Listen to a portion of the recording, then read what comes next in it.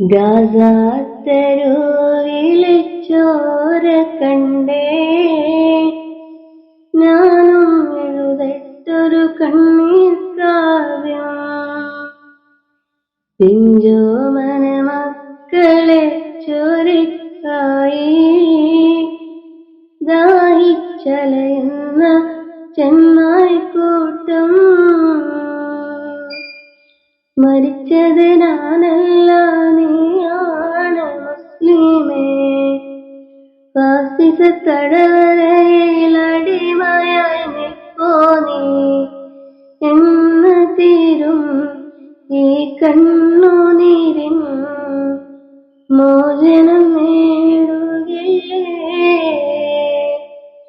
ഫലസ്തീൻ ചിരിയുന്നത് കാണാക്കിനാവല്ല,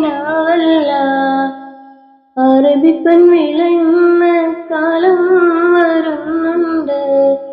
തഖ്വ കൊണ്ട് നേടിടുവേ ഫാസിസം കരയുമിന്ന്.